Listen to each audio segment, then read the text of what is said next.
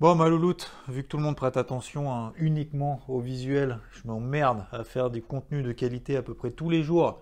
Et finalement, la seule chose que tout le monde remarque, c'est que j'ai pas de cheveux et que j'ai ça au-dessus du crâne. Je te laisse là, comme ça, tout le monde sera content, moi aussi. Ouais, c'est la loi de YouTube, hein. C'est tout le monde est concentré sur le moindre petit détail. Pourquoi tu fais ça, Xavier? Tu es de mauvaise humeur. On va en parler peut-être. Bon, on en est où? Intro du jour. Eh ben, intro du jour va te faire...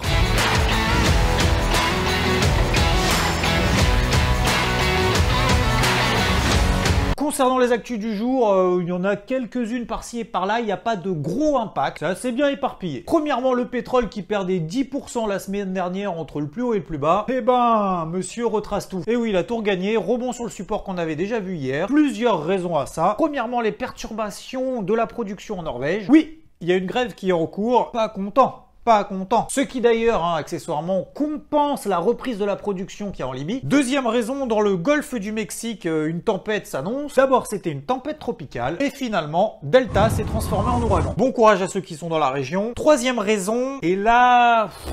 Ouais, je sais pas vraiment si c'est une raison, mais admettons. Et les gars, il y a Trump qui sort de l'hôpital. On achète du pétrole, achète du pétrole, achète. Visiblement, Trump sort de l'hôpital, on achète du pétrole. C'est une raison. Voilà.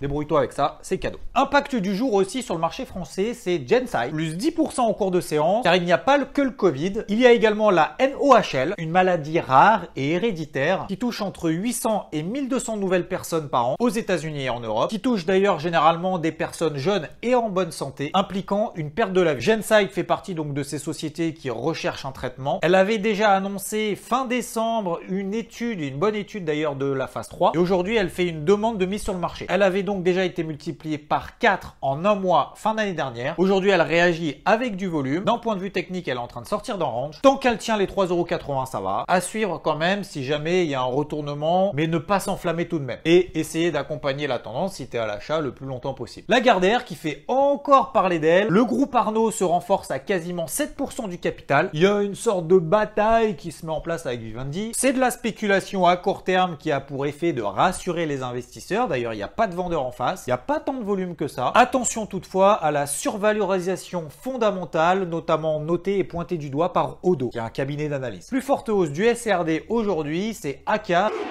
avec plus de 30% de hausse, spécialisée dans les prestations de conseil et ingénierie dans les hautes technologies. Elle a annoncé une levée de fonds pour restructurer son bilan. C'est un peu la merde quand même depuis le début de l'année, on va pas se le cacher, elle a perdu 80% depuis ses plus hauts avant la crise Covid. Toujours une faible marge, un gros endettement quasiment à 500 millions d'euros pour un chiffre d'affaires d'un peu plus de 1,6 milliard. Comme je le disais, alors oui, à court terme, on a une belle configuration, gap, open en extrême, du volume. Si tu dézoomes un petit peu, tu regardes la tendance, c'est quand même pas beau. Donc attention, comme je le dis très souvent, aux fausses bonnes nouvelles, qui a un impact à court terme, mais qui ne change peut-être pas la face du monde à moyen long terme. Du coup, graphique du jour, voilà. Graphique du jour, si je mets le sapin de Noël là-haut, ça fait quoi comme tête? Il y a aussi les boules.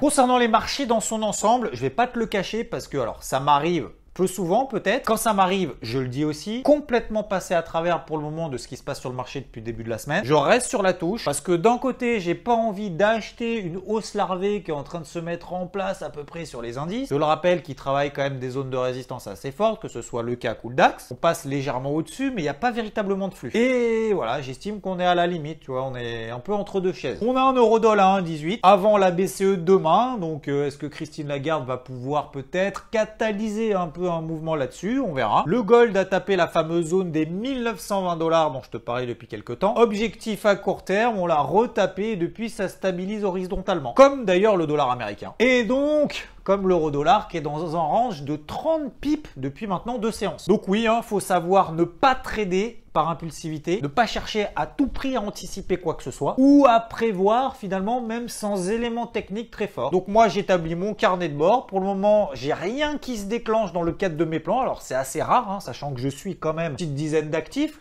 quand même pas mal, mais voilà, je laisse mon ego de côté, comme ma plante d'ailleurs. Là je vais t'appeler ego, comme ça quand j'ai de l'ego, tac, je te mets derrière moi, et quand je mets mon ego de côté, tac, et puis je reviendrai demain en forme, de meilleure humeur très probablement, et avec des cartouches. Je vous en veux pas, merci encore pour vos likes, vos commentaires, un petit peu d'autodérision, ça fait pas de mal dans ce monde de brut. Je te souhaite une agréable soirée et je te retrouve demain. Merci à toi encore. Ciao!